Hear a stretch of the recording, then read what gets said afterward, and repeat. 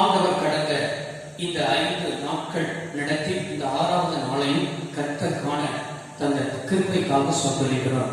இந்த செப்டம்பர் மாதம் ஒரு புதிய மாதம், புதிய மதத்துக்குள் ஆண்டவர் நம்மளை பிரவேசிக்க செய்து ஆண்டவர் இந்த நாளிலும் கூட நம்முடைய பிள்ளைகளுக்கு என்ன வார்த்தைகளை பேசணும்னு சொல்லி ஆண்டுடைய சமூகத்தில் இருக்கும் பொழுது ஆண்டவர் பரிசுத்த லூக்கா எழுதின சுவிசேஷ புத்தகம் 10ஆம் அதிகாரம் 1-2 வசனங்களை என் கண்களுக்கு முன்பாக கர்த்தர் கொண்டு வந்தார். அதை நான் வாசிக்கிறேன். அதன் வழியாக கர்த்தருடைய ஆவியானவர் நம்மளோடு கூட திட்டமும் தீர்க்கமுமாய் பேச நம் நடுவில் அவர் ஆயத்தமாய் இருக்கிறார்.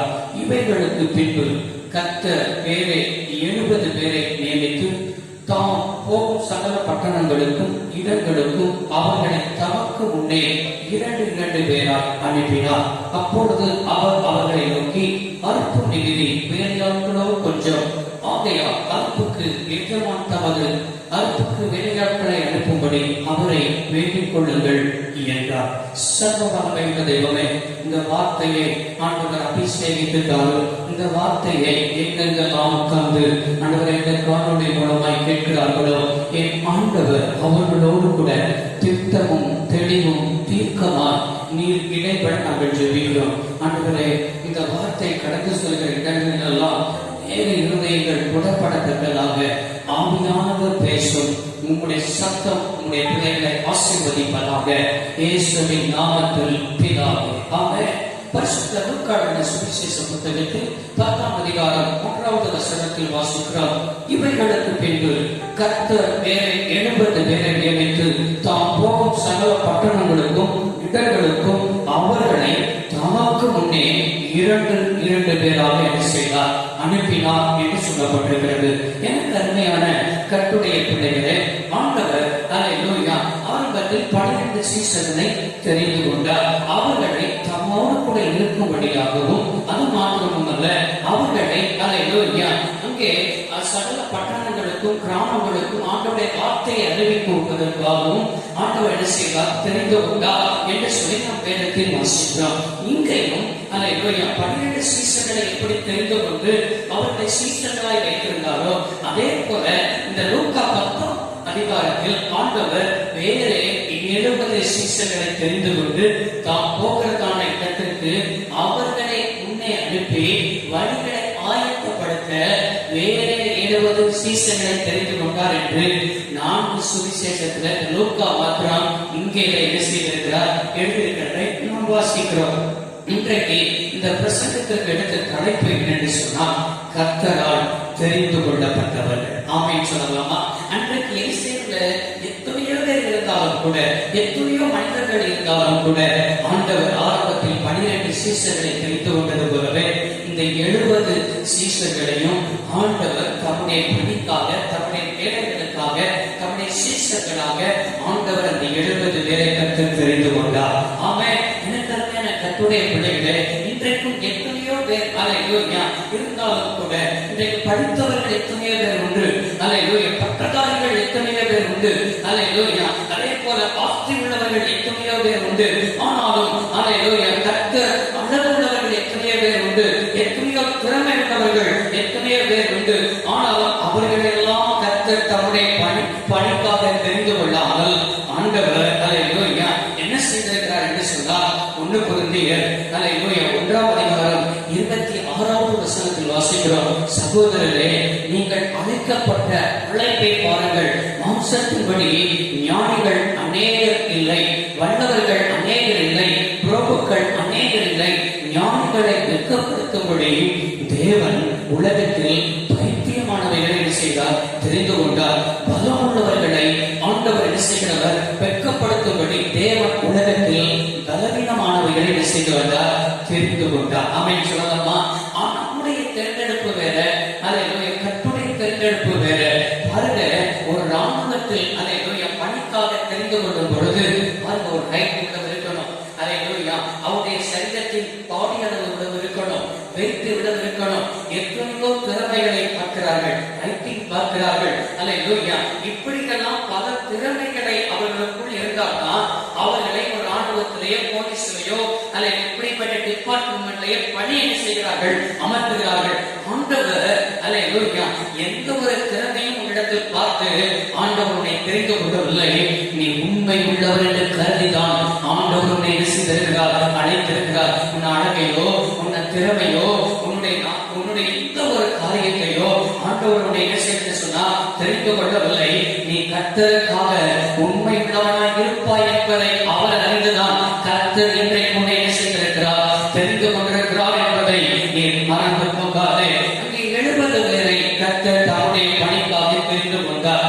70 பேரை தெரிந்து கொண்டு என்ன செய்தார் என்று சொன்னால் தாம் போகிற கிராமத்திற்கு தமக்கு முன்னே என்ன செய்தார், அங்கே ஆண்டவர் அனுப்பினார். எனக்கு அருமையான கர்த்தருடைய பிள்ளைகளே, கர்த்தரால் தெரிந்து கொள்ளப்பட்டதே பிரதானமான நோக்கம். என்ன நோக்கம் அப்படின்னு சொன்னா இங்க சொல்லியிருக்கிறது 1வது வசனம், லூக்கா 10ஆம் அதிகாரம் 1வது வசனம். அவர்களை தனக்கு முன்னே 2 பேராய் அவர் அனுப்பினார்.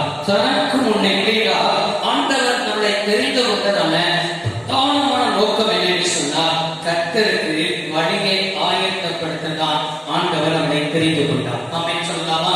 ஆண்டவருக்காக அவருடைய பணிக்காக இன்றைக்கு எத்தனையோ கிராமங்களை பாருங்கள், இன்றைக்கும் அந்தகால நிலைமையில் இருக்கிறார்கள், பாவத்தின் அடிமைத்தனத்தில் இருக்கிறார்கள், பிசாசின் அடிமைத்தனத்தில் இருக்கிறார்கள்.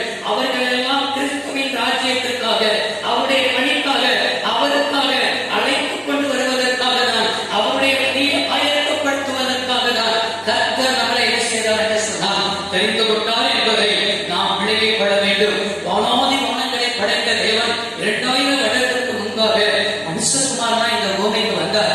மனுஷகுமாரனா இந்த பூமிக்கு வருவதற்கு முன்பாக அவருக்கு வழியை ஆயத்தப்படுத்துவதற்காக ஆண்டவர் யோவான்ஸ்நானனை அவருக்கு முன்பாக இந்த பூமியில் என்ன செய்தார் என்று சொன்னால் அனுப்பி வைத்தார். அனுப்பி வைத்ததற்கு நோக்கம் என்ன என்று சொன்னால் மார்க் சுவிசேஷ புத்தகம் யோவானை குறித்து செய்திருக்கிறது, எழுதியிருக்கிறது.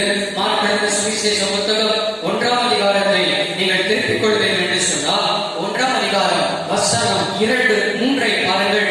இதோ நான் என் தூதனை உனக்கு முன்பாக அனுப்புகிறேன், அவன் உமக்கு முன்னே போய் உமக்கு வழியை ஆயத்தப்படுவான் என்றும் கர்த்தருக்கு வழியை ஆயத்தப்படுத்துங்கள், அவருக்கு பாதையை சேவைப்படுத்துங்கள் என்று வனாந்தரத்திலே கூப்பிடுகிறவருடைய சத்தம் என்று தீர்க்கதரிசிகளின் ஆகமத்தில் எழுதியிருக்கிற பிரகாரமாய் யோவான் வனாந்தரத்திலே ஞானஸ்நானம் கொடுத்து பாவ மன்னிப்புக்கென்றும் மனம் திரும்புவதற்கென்றும் ஞானஸ்நானத்தை குறித்து பிரசங்கம் பண்ணி கொண்டிருந்தார். ஆமென் சொல்லலாமா? இயேசு கிறிஸ்துவுக்காக அவன் இந்த பூமியில் அவர் வருவதற்கு முன்பாகவே அவர் வழியை ஆயத்தம் பண்ணின பணியில் யோவானை பரலோகம் அனுப்பி வைத்திருந்தது. ஆமென் சொல்லலாமா? இயேசு பிறந்தவுடனே அவரை குறித்து சொல்கிறான். அதே 1ஆம் அதிகாரம் 7வது வசனத்தில் சொல்கிறான், அவன் என்னிலும் உள்ளவர் ஒருவர் எனக்கு பின்னே வருகிறார், அவருடைய பாதரட்சையை வாரை குனிந்து அவிழ்க்கிறதுக்கும் நான் பார்த்திருந்தேன். ஆமென் சொல்லலாமா?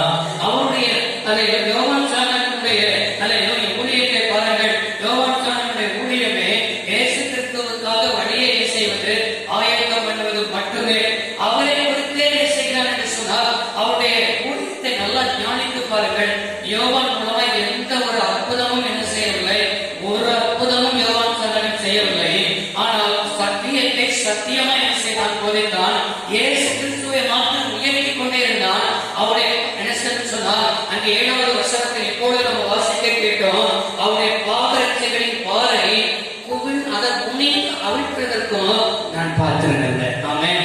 அவனை தேடி பரிசேயர்கள் போனார்கள், சதுசேயர்கள் போனார்கள், வேதபாரகர்கள் போனார்கள். அவனை தேடி எவ்வளவோ ஜனங்கள் போனாலும் அவனுக்குள்ள நேர்மையே வரவில்லை, அவனுக்குள் எந்த ஒரு பெருமைகள் வரவில்லை. அவன் யோவான் சாணன் அழகாய் சொல்கிறான் என்று சொல்கிறான், அவர் பெருகவும் நான் சொல்கிறோம். ஆமென் சொல்லலாமா?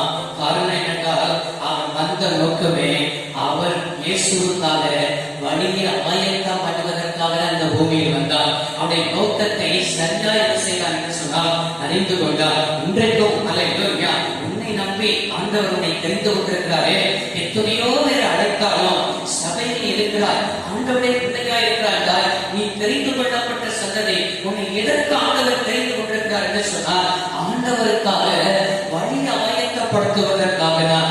ஏன் என்று சொன்னால் ஏசாயா தீர்க்கதரிசன புத்தகம் நமக்கு நன்றாய் தெரியும். 45ஆம் அதிகாரம் 2வது வசனத்தை நீங்கள் திருப்பிக் கொள்வீர்கள் என்று சொன்னால் ஏசாயா தீர்க்கதரிசன புத்தகம் 45ஆம் அதிகாரம் வசனம் 2, நான் உனக்கு முன்னே போய் கோணலானவைகளை செவ்வையாக்குவேன். நம்முடைய ஆண்டவர் எப்பொழுதுமே முன்னே போகிற தேவன். முன்னே போய் என்னென்ன காரியங்கள் கோணலானவைகள் காணப்படுகிறதோ அவைகள் எல்லாம் ஆண்டவர் செவ்வையாக்குகிறவர். இன்றைக்கு பாருங்கள், ஏன் ஆண்டவர் 2 பேராய் ஆண்டவர் தெரிந்து கொண்டு இயேசுவுக்கு முன்பாக அவர்களை கிராமத்துக்குள்ள அனுப்பினார் என்று சொன்னால் அங்கே பாவத்தின் கோணல், அக்கிரமத்தின் கோணல், விக்கிரகத்தின் கோணல், இப்படி பிசாசு இந்த பூமியில் கோணலாக்கி வைத்திருக்கிறார். அந்த கோணலை சரி செய்வதற்கு, அந்த கோணலில் இருந்து ஜனங்கள் விடுபடுவதற்கு இன்றைக்கு கர்த்தர் உன்னை தெரிந்து கொண்டிருக்கிறார்.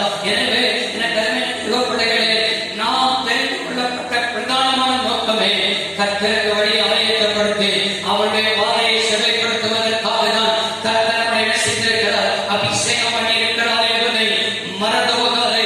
உன் நோக்கத்தை மறந்து போகாதே, உன் அழைப்பை மறந்து போகாதே. யோவான் அவன் அழைப்பை கடைசி வரைக்கும் உண்மையாக இருந்தது நிமித்தம்தான் அல்லேலூயா அவன் இன்றைக்கு மேன்மையுள்ளவர்கள் என்ன செய்கிறான் என்று சொன்னால் போற்றப்படுகிறான். ஆமென் சொல்லலாமா? இரண்டாவதாக ஆண்டவர் நம்மை பிரதானமாய் தெரிந்து கொண்டவர் நோக்கம். அங்கே அல்லேலூயா லூக்கா எழுதின சுவிசேஷ புத்தகம் 10ஆம் அதிகாரத்தை நீங்கள் என்னோடு கூட சேர்ந்து திருப்பிக் கொள்ள செய்கிறேன். அல்லேலூயா கேட்டுக் கொள்கிறேன். ஆண்டவர் அங்கே 10ஆம் அதிகாரம் 2வது வசனத்தை வாசித்து பாருங்கள். அப்பொழுது அவர் அவர்களை நோக்கி, அறுப்பு மிகுதி, வேலையாட்களோ கொஞ்சம். ஆகையால் அறுப்புக்கு எஜமான் தமது அறுப்புக்கு வேலையாட்களை அனுப்பும்படி அவரை வேண்டிக் கொள்ளுங்கள். ஆமென் சொல்லலாமா? இயேசு சொல்கிறார், தமது அறுப்புக்கு வேலையாட்களை அனுப்பும்படி. இன்றைக்கு எல்லா வயலினங்கள் பாருங்கள், நோக்கி பாருங்கள். இன்றைக்கு கிராமங்களை நோக்கி பாருங்கள், பட்டணங்களை நோக்கி பாருங்கள். எல்லா அறுப்புக்கு செய்திருக்கு சொன்னால் ஆயத்தமா இருக்கிறது. அறுப்புக்கு ஆயத்தமா இருக்கிற நாட்களில் வேலையாட்களோ அதை கொஞ்சமாய் காணப்படுகிறார்கள். எனவே தான் ஆண்டவர் சொன்னார், அறுப்புக்கு வேலையாட்களை அனுப்பும்படி அவரை என்ன செய்யணும்? வேண்டிக் கொள்ளணும். சொல்லுங்க, தெரிந்து கொள்ளப்பட்டவருடைய பிரதானமான நோக்கம் கர்த்தரை நோக்கி வேண்டிக் கொள்ளதான் நம்முடைய ஆண்டவர் என்ன செய்திருக்கிறார் என்று சொன்னால் தெரிந்திருக்கிறார். இன்றைக்கு அநேகர் தெரிந்து கொள்ளப்பட்டவர்களுக்கு சின்ன காரியமோ பெரிய காரியமோ எதற்கெடுத்தாலும் நம்முடைய வாழ்க்கையில வேண்டிக் கொள்ளுதல், அதாவது ஜெபம் பிரதானமாய் காணப்படணும். இன்றைக்கு பெரிய தேவைகளுக்கு ஜெபிக்கிறவர்கள் சின்ன சின்ன தேவைகளுக்கும் கர்த்தரை தான் என்ன செஞ்சிருக்கணும்? சார்ந்திருக்கணும். அவரை வேண்டிக் கொள்ளுங்கள். அவரை வேண்டிக் கொள்ளும் பொழுதுதான் அறுப்புக்கு வேலையாட்களை அவர் அனுப்புவார். இன்றைக்கு சபையில் ஊழியம் செய்வதற்கு எனக்கு ஆட்களே இல்லையே அப்படின்னு சொல்லி நீங்கள் நினைக்கலாம். ஆண்களுடைய சபையில் இல்லையே, ஆண்கள் என்னுடைய சபையில் இல்லையே அப்படின்னு சொல்லி செய்யலாம். நீங்கள் ஊழியம் செய்கிறதான கற்புடைய பிள்ளைகளா இருக்க வேண்டும் சொன்னால் நினைத்து அல்லேலூயா நீங்களும் ஜெபிக்கலாம். இன்றைக்கு ஆண்டவர் சொல்கிறார், அறுப்புக்கு வேலையாட்களை அனுப்புகிறவர் யார் என்று சொன்னால் கர்த்தர் மட்டும்தான். சபையில் ஆத்துமாக்களை கொண்டு வருவது கர்த்தர். சபையில் ஜெபிக்கிறவர்கள், கொடுக்கிறவர்கள், ஊழியம் செய்கிறவர்கள் எல்லாரையும் சபை கொண்டு வருகிறவர் அவர் மட்டும்தான். எனவே நாம் அவரை நோக்கி வேண்டிக் கொள்ளும் பொழுது, ஆமென் சொல்லலாமா? அவரை பார்க்கும் பொழுது, அவரை சார்ந்து கொள்ளும் பொழுது ரட்சிக்கப்படுகிறவர்களை தேவன் அனுதினம் சபையில் என்ன செய்து வந்தார்? சேர்த்து கொண்டு வந்தார். ஆமென் சொல்லலாமா? எனக்கு அருமையான கர்த்தருடைய பிள்ளைகளே, நான் நட்டேன், அப்பொழுது நீர் பாய்ச்சினால் விளையை செய்கிறது யாரானா கர்த்தர்தான். நடுகிறவனாலும் ஒன்றுமில்ல, நீர் பாய்ச்சுகிறவனாலும் ஒன்றுமில்ல, விளையை செய்கிற கர்த்தரால் தான் என்ன செய்யும் சொன்னா எல்லாம் ஆகும். கை வைக்காம நம்முடைய ஊழியம் செய்யலாம். நம்ம ஊழியம் செய்கிறது நிமித்தமாய் ஆத்துமாக்கள் சபைக்கு வந்துவிடும் என்று சொல்லி என்ன செய்யக்கூடாது, நினைக்க கூடாது. நம்ம வேலை செய்யலாம். நீங்க ஏதோ ஒரு வேலை செய்கிற சகோதரியா இருக்கலாம், சகோதரர்களா இருக்கலாம். நீங்க வேலை செய்கிற நிமித்தமாய் உங்க குடும்பம் ஆசீர்வதிக்கப்படும் என்று சொல்லி என்ன செய்யாதீர்கள், நினைக்காதீர்கள். பணத்தினால் ஆசீர்வாதம் இல்ல, கர்த்தரால் ஆசீர்வாதம். வசனம் சொல்கிறது, கர்த்தரின் ஆசீர்வாதமே செய்யும் ஐஸ்வர்யம் மாட்டாரா? எனவே உங்களுடைய குடும்பத்தில் வேண்டுதலை அதிகரியுங்கள், குடும்பமாய் ஜெபியுங்கள், தனித்து ஜெபியுங்கள், அல்லேலூயா, உபவாசம் பண்ணி ஜெபியுங்கள். ஆமென். உங்களுடைய வேண்டுதல் அதிகரிக்கும் பொழுதுதான் நீங்கள் எதிர்பார்த்திருக்கிற காரியங்களை கர்த்தர் என்ன செய்ய முடியும்? கொடுக்க முடியும். இன்றைக்கு அநேகருக்குள் வேண்டுதல் குறைந்து விட்டது. வேண்டுதல் எப்பொழுதுதான் வரும் என்று சொன்னால் ஆபத்து நாட்களில் தான் வேண்டுதல் வரும். ஆமென். ஆபத்து எப்பொழுதெல்லாம் வருகிறதோ, குடும்பத்தில் எப்பொழுதெல்லாம் கஷ்டங்கள் வருகிறதோ, குடும்பத்தில் எப்பொழுதெல்லாம் பாடு வருகிறதோ, இன்னும் ஏதோ ஒரு வியாதிகள் வருகிறதோ, அப்பொழுதுதான் வேண்டிக் கொள்வார்கள். இல்லை என்று சொன்னால் யாராவது தன்னுடைய பிள்ளைகள் எனக்காக வேண்டிக் கொள்ள மாட்டார்களா என்று சொல்லி எங்கேயாவது என்ன செய்வார்கள்? ஜெபம் பண்ணுவதற்கு போன் செய்வார்கள், இல்லைன்னா பாஸ்டரிடத்தில் போய் என்ன செய்வார்கள்? ஜெபிப்பார்கள். எனக்கு அருமையான கர்த்தருடைய பிள்ளைகளே, நாம் ஏதோ ஒரு தேவைகளுக்காக கர்த்தரை என்ன செய்யக்கூடாது? சார்ந்திருக்காமல் எப்பொழுதும் ஜெப ஜீவியம் நம்முடைய வாழ்க்கையில் என்ன செய்ய வேண்டும்? காணப்பட வேண்டும். நாமே சொல்லுங்க. இதற்காக தான் சகரியாவின் புத்தகத்தில் ஆண்டவர் ஒரு காரியத்தை என்ன செய்திருக்கிறார்? எழுதியிருக்கிறார். அந்த வார்த்தையை உங்கள் கண்களுக்கு முன்பாக நான் என்ன செய்கிறேன்? கொண்டு வர விரும்புகிறேன். என்னோடு கூட என்ன செய்யுங்கள்? சகரியாவின் புத்தகத்தை நீங்கள் திருப்பிக் கொள்ள என்ன செய்கிறேன்? அன்பாய் கேட்கிறேன். ஆமென். என்ன சொல்லியிருக்கிறார்? 7ஆம் அதிகாரம் 13வது வசனத்தை வாசிங்க. ஆதலால் நாம் கூப்பிட்ட பொழுது அவர்கள் எப்படி கேளாமல் போனார்களோ அப்படியே அவர்கள் கூப்பிட்ட போதும் நான் கேளாமல் இருந்தேன் என்று சேனைகளின் கர்த்தர் என்ன செய்கிறார்? சொல்லுகிறார். ஆமென். எனக்கு அருமையானவர்களே, ஆண்டவர் எத்தனையோ முறை அருப்பு வேலையாட்களை கூப்பிடும் பொழுது, அல்லேலூயா, நீங்கள் எத்தனையோ முறை ஆண்டவர் கட்டி எழுப்பும் பொழுது ஆண்டவருடைய சத்தத்திற்கு கீழ்ப்படியாமல் சுயமாக அதை மனம் போன போக்கில் எத்தனை சாக்கு போக்குகளை சொல்லி நாம் என்ன செய்திருக்கிறோம்? வாழ்ந்திருக்கிறோம். இன்றைக்கு ஆண்டவர் சொல்கிறார், அல்லேலூயா, நாம் கூப்பிட்ட பொழுது நீங்கள் எப்படி கேட்காமல் இருந்தீர்களோ அப்படியே நீங்கள் கூப்பிட்ட பொழுதும் நானும் என்ன செய்வேன் என்று சொன்னால் கேளாதவரை கூட என்ன செய்வேன்? இருப்பேன் என்று ஆண்டவர் சொல்கிறார். ஆமென். எனக்கு அருமையான கர்த்தருடைய பிள்ளைகளே, ஆபத்து நாட்களில் கர்த்தரை கூப்பிட்டு விடலாம். ஆபத்து நாட்களில் என்னை நோக்கி கூப்பிடு என்று சொன்னாரே என்று சொல்லி இந்த வசனத்தை தைத்து ஆபத்து நேரத்தில் மாத்திரம் கர்த்தரை கூப்பிட்டு ஆண்டவரிடத்திலும் இரக்கம் பெற்று விடலாம் என்று சொல்லி வஞ்சிக்கப்பட்டிருக்கிறார்கள். நீ தெரிந்து கொள்ளப்பட்ட பிள்ளை, நீ தெரிந்து கொள்ளப்பட்ட மகள். எனவே இன்றைக்கு ஆண்டவர் உன்னோடு கூட பேசுகிறார். எப்பொழுதும் அவரை நோக்கி வேண்டிக் கொள்கிற அந்த அனுபவம் உடைய வாழ்க்கையில் இருக்கட்டும். இயேசு கிறிஸ்துவின் அனுபவத்தை பாருங்கள். எப்பொழுதும் பிதாவை நோக்கி அவர் ஜெபிக்கிறவராய், எப்பொழுதும் பிதாவை நோக்கி வேண்டுதல் செய்கிறவராய் அவருடைய அனுபவங்கள் என்ன செய்தது? காணப்பட்டது. ஏன் என்று சொன்னால் நம்முடைய வாழ்க்கையில் எப்பொழுதும் அவரை நாம் ஜெபிக்கும் பொழுதுதான் நம்முடைய தேவைகளை நினைத்து நாம் என்ன செய்ய மாட்டோம்? கலங்க மாட்டோம். அங்கே ஆண்டவர் கிராமத்துக்கு அனுப்புகிறார். கிராமத்துக்கு அனுப்பும் பொழுது பரிசுத்த லூக்கா புத்தகம் 10ஆம் அதிகாரம் 4வது வசனம், நீ கிராமத்துக்கு 2 பேராய் போகும்பொழுது பணப்பையையும் சாமான் பையையும் பாதரட்சைகளையும் கொண்டு போக வேண்டாம். வழியிலே ஒருவரையும் வினாவும் வேண்டாம். ஒரு வீட்டுக்குள் பிரவேசிக்கும் பொழுது இந்த வீட்டுக்கு சமாதானம் உண்டாக கடவுள் என்று முதலாவது என்ன செய்யுங்க? சொல்லுங்க. நாமே 7வது வசனத்துல பாருங்க, அந்த வீட்டிலே நீங்கள் தங்கியிருந்து அவர்கள் கொடுக்கிறவர்களை புசித்து குடியுங்கள். வேலையா தன் கூலிக்கு என்ன செய்கிறான்? பத்திரனாய் இருக்கிறான். வீட்டுக்கு வீடு போகாதீர்கள். நாமே சொல்லுங்க. ஆண்டவர் சொல்றாரு, எப்பா நீ கிராமத்துக்கு போற, என்னுடைய சீசனா நீ போகும்போது என்ன செய்யக்கூடாதுன்னு சொன்னா கையில என்ன செய்யறாரு? பணப்பை கொண்டு போக. அப்படின்னா இன்னைக்கு சொல்லணும்னா மணிப்பரிசு கொண்டு போக. ஆமென். அல்லேலூயா. மணிப்பரிசு கையில இருக்கக்கூடாது. 2வது அழகா சொல்றாரு, சாமான் பை என்ன செய்யக்கூடாது? இருக்கக்கூடாது. எந்த சாமான் அல்லேலூயா பொருட்களை என்ன செய்ய கொண்டு போகக்கூடாது. பாதரட்சை என்ன செய்யக்கூடாது? கொண்டு போகக்கூடாது. ஆமென். அல்லேலூயா. நீ என்ன செய்யணும் சொன்னா போட்டிருக்கிற வஸ்திரத்தோடு என்ன செய்யணும்? போகணும். அந்த கிராமத்துக்கு போகும்போது வினாவும் கூடாது. என்ன அர்த்தம்னு சொன்னா, இங்க யாராவது ரட்சிக்கப்பட்டவங்க இருக்காங்களா? இயேசுவை ஏற்றுக்கொண்டவங்க இருக்கிறாங்களா? ஆமென். அல்லேலூயா. இங்க யாராவது அல்லேலூயா வசதி வாய்ப்பு உள்ளவங்க இருக்கிறாங்கன்னு சொல்லி வினாவி அங்க உள்ள காரியத்தை அறிஞ்சு போகாம நீ ஒரு வீட்டுக்கு போ. அந்த வீட்டுக்கு போய் சமாதானத்தை சொல்லி அவர்களுடைய ஏற்றுக்கொள்வார்கள். அல்லேலூயா. அவர்களுடைய என்னத்துக்காரர்களோ அதை என்ன செய்யணும் சொன்னா புசித்து குடி. ஆமென் சொல்லுங்க. இன்னைக்கு நம்ம ஒரு வீட்டுக்கு போய் அவர்கள் உதாரணத்துக்கு சொல்ல ஒரு கூழ் தராங்க. ஆமென். இல்லைன்னா ஏதோ பச்சை தண்ணி தராங்க. நீங்க எத்தனை ஊழியக்காரர்கள் குடிக்க ஆயத்தமா இருக்கிறோம்? ஆமென். அதே இல்லையா போன உடனே சொல்றது, சிஸ்டர் கொஞ்சம் வெண்ணி போடுங்க, அல்ல இல்லையா சிஸ்டர் கொஞ்சம் அதே கையில கொண்டு வாங்க அப்படின்னு சொல்லி அல்ல நம்மளே போய் என்ன செய்யணும் சொன்ன இன்னைக்கு வீடுகள்ல அல்ல இதை செய்யுங்க அதை செய்யுங்க அப்படி செய்யுங்க அப்படின்னு சொல்லி சொல்கிற ஊழியக்காரர்கள் வந்து விட்டார்கள். இன்றைக்கு அநேகர் அல்ல இல்லையா போன் பண்ணிட்டு தான் என்ன செய்யறது ஊழியத்துக்கு போறது. சிஸ்டர் இன்னைக்கு குடும்பமா வாரம் இதை செஞ்சு ஆயத்தமா வைங்க அப்படின்னு சொல்லி சாப்பாடே கூட்டி என்ன செஞ்சிருந்தது ஆயத்தப்படுத்தி வச்சிருந்தது. அல்ல இன்றைக்கு இயேசு அன்றைக்கு ஊழியத்துக்கு அனுப்பும்போது அப்படி சொல்லல, நீ வினாவாத மணிப்பரிசை கொண்டு போகாத, சாமன் பைய கொண்டு போகாத, பாலரையை கொண்டு போகாத, ஏன் என்று சொன்னா உன் தேவைய நான் சந்திக்க ஆயத்தமா இருக்கிறேன். காரணம் என்ன சொல்றாருன்னா வேலையா தன் கூடைக்கு என்ன செய்யறாரு சொன்னா பாத்திரவானா இருக்கிறார்.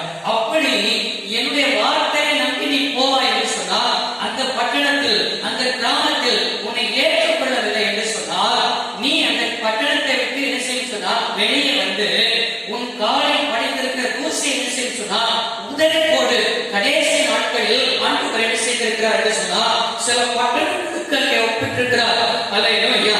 அங்கே சோதம் அதை நாட்டுக்கு நேரிடுவது லகுவாயிருக்கும்.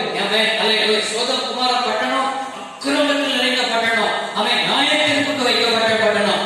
அந்த பட்டணத்துக்கு கூட நியாயத்திற்கு நாட்கள் லகுவாக தான் இருக்கும். ஆனா உன்னை ஏற்றுக்கொண்டாத பட்டணம் நியாயத்திற்கு நாட்களில் கடுமையாக இருக்கும் என்று என்ன செய்திருக்கிறார். அல்லேலூயா. சோதம் குமார பட்டணத்தை உதாரணமாக சொல்லியிருக்கிறார். அல்லேலூயா. கோரேசின் என்ன செய்கிறார்.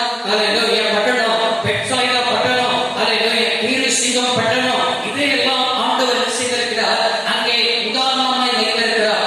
அந்த பட்டணத்தை காரணம் நீ ஆண்டவருடைய பிள்ளை, உன்னை ஏற்றுக்கொள்ளாதவர்கள் அல்லேலூயா அவர்கள் கடைசி நாட்களில் நியாயத்தீர்ப்பு நாட்களில் வருகிற தண்டனை எவ்வாறு இருக்கும் என்ன செய்திருக்கிறார் சொல்லியிருக்கிறார். நீ ஆண்டவருடைய பிள்ளை, உன்னை ஏற்றுக்கொண்டால் நீ அவர்களுக்கு என்ன செய்ய சுவிசேஷத்தை சொல்லு, ஏற்றுக்கொண்டால் அவர்களுக்கு தங்கிரு, ஏற்றுக்கொள்ளவில்லை என்று சொன்னால் அல்லேலூயா அவர்கள் இயேசுவை ஏற்றுக்கொள்ளவில்லை, நீ அந்த விடத்தை விட்டு புறப்பட்டு வந்து விடு. இல்லையா சொல்லலாமா? அப்ப ஊழியம் ஆசீர்வதிக்கப்படணும். நீ வல்லமை நிறைந்த ஊழியமா செய்யணும்னு சொன்னா ஆண்டவரை நோக்கி என்ன செய்யணும் சொன்னா வேண்டிக் கொள்ளணும். கைவிட்டு ஆமென் சொல்லுங்க. ஜெபம் இல்லாம ஊழியம் ஆசீர்வதிக்கவே படாது. ஜெபம் இல்லாம பிசினஸ் ஆசீர்வதிக்கவே படாது. இன்றைக்கு அநேக பிசினஸ் மீட்டிங் என்ன செய்யறான்னு சொன்னா அல்லேலூயா வியாபார கூடுகை அமைவர் கூடுகை நடத்துகிறார்கள். ஆமே வியாபார கூடுகைக்கு போனாலும் பிசினஸ் ஆசீர்வதிக்கப்பட்டுமா? அல்லேலூயா. எந்த வியாபார கூடுகைக்கு போனாலும் சரி நான் சொல்றேன் அல்லேலூயா என்ன சொல்றேன் என்ன சொன்னா நீ ஜெபம் பண்ணாம பிசினஸ் ஆசீர்வதிக்கப்படாது. ஆமென் சொல்லலாமா? அதே போல நீ ஜெபம் பண்ணாம பிள்ளைகள் ஆசீர்வதிக்கப்படாது. நீ முழங்கால் படியிடு, நீ ஆண்டவரை நோக்கி வேண்டிக்கொள், நிச்சயமா சொல்றேன் உன் ஜெபத்தை கேட்டு கர்த்தர் ஆசீர்வதிப்பார். கைவிட்டு ஆமென் சொல்லுங்க. ஆமென். அல்லேலூயா. இன்னும் ஒரே காரியத்தை மாத்திரம் பார்த்து அல்லேலூயா முடிக்க ஆசைப்படுகிறேன். லூக்கா சுவிசேஷ புத்தகம் 10ஆம் அதிகாரம் வசனம் அல்லேலூயா அங்கே எழுதப்பட்டிருக்கிற வார்த்தையை கண்களுக்கு முன்பாக என்ன செய்கிறேன் கொண்டு வர விரும்புகிறேன். 9ஆம் வசனம் இங்கே சொல்லியிருக்கிறது, ஒரு பட்டணத்துக்குள் நீங்கள் பிரவேசிக்கும் பொழுது ஜனங்கள் உங்களை ஏற்றுக்கொண்டால் அவர்கள் உங்களுக்கு முன் வைக்கிறவர்களை நீங்கள் புசித்து அவரிடத்தில் உள்ள பிணியாளிகளை சுத்தமாக்கி தேவனுடைய ராஜ்யம் உங்களுக்குள் சுலபமாய் வந்திருக்கிறது என்று அவர்களுக்கு என்ன செய்யுங்கள் சொல்லுங்கள். ஆமென். உங்களுக்கு முன்பாய் வைக்கப்பட்டிருக்கிற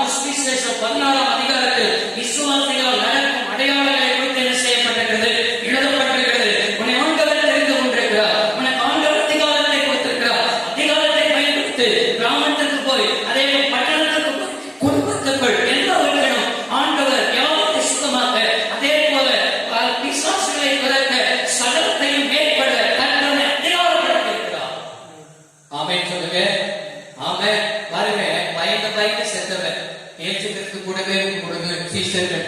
ஆனா இயேசு உயிரோடு கூட எழுந்து அவர்கள் அதிகாரம் கொடுத்த பின்பாக அதே பேதுரு சொன்னான். என்ன நான் தெரியுமா? அல்லேலூயா. அவன் ஜெபிக்கிறதுக்கு தேவாலயத்துக்கு போயிட்டு போகும் பொழுது சொல்றான், அல்லேலூயா, வெள்ளியும் பொண்ணும் என்னிடத்தில் இல்ல, இயேசுவின் நாமத்தை என்ன செய்ய சொன்னால் எழுதுனட. ஆமென். ஒரு நாள் பிசாசு துரத்த முடியாம உங்களுடைய சீசனத்தை கொண்டு வந்தோம். ஆனா உங்களுடைய சீசர்களால் என்ன செய்யாம கூடாம போயிட்டுன்னு சொல்லி அதே பேதுரு தான் அவமானப்பட்டான், வெட்கப்பட்டான், அல்லேலூயா, தலைகுனிந்தான். ஆனா அந்த பேதுருடைய நிழலில் ஆண்டவன் என்ன செய்தார்னா, பேதுரு நிழல் பட்டு அநேகர் சொத்தம் அடைந்தார்களாம். கைவேற்காவே சொல்லுங்க. பேதுரு ஆண்டவர் பயன்படுத்தினார். ஆமென். அதே வருடத்தை பேதுருவை பயன்படுத்தி அந்த பேதுரு மூலமாய் சபைகளை ஸ்தாபிக்க பயன்படுத்தி பேதுருவை நிறுவனங்களை எடுக்க பயன்படுத்தி இன்றைக்கு பயன்படுத்தி இருப்பார் என்று சொன்னார். என கருணைய பிள்ளைகளே, எவரையும் பயன்படுத்த எவரையும் நிலைப்படுத்த என் தேவாலயம் செய்ய சொன்னால் கூடும் என்பதை மறந்து போகாதே. எனவே இந்த வார்த்தையை கேட்கிற உன்னைதான் கர்த்தர் அதிகாரப்படுத்திருக்கிறார். உன் மூலமாய் கர்த்தர் பெரிய காரியங்களை செய்ய அவர் என்ன செய்கிறார்? ஆயத்தமாய் இருக்கிறார். எனவே நம்ம என்ன செய்ய சொன்னால் ஆண்டவர் நம்முடைய அதிகாரம் உள்ளவர்களாய் மாற்றி இருக்கிறார் என்று சொல்லி நாம் அறிந்து நம்ம என்ன செய்ய சொன்னால் ஒவ்வொரு நாளும் அவரை சார்ந்து கொள்ளுங்கள். கர்த்தருக்கு பெரிய ஆயத்தப்படுத்துங்கள். அவரை நோக்கி வேண்டிக் கொள்ளுங்கள்.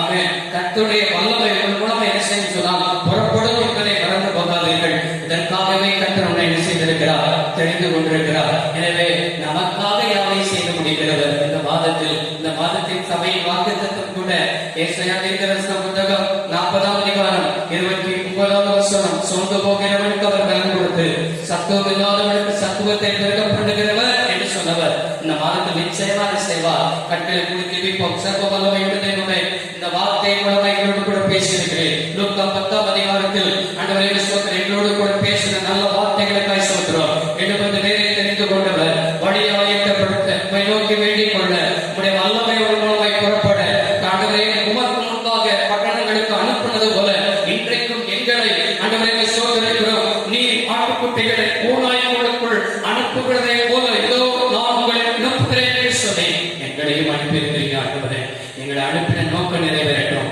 இந்த மாதத்தில் சொன்ன வாக்குத்தத்த வார்த்தைகளும் உடைய வாழ்க்கையை ஆண்டவர் நிறைவேற ஆண்டவரை நாங்கள் ஒப்புக் கொடுக்கிறோம், அர்ப்பணிக்கிறோம். இந்த வார்த்தையை கேட்ட பிள்ளை ஆசீர்வதியும். இயேசுவின் நாமத்தில் பிதாவே. ஆமென்.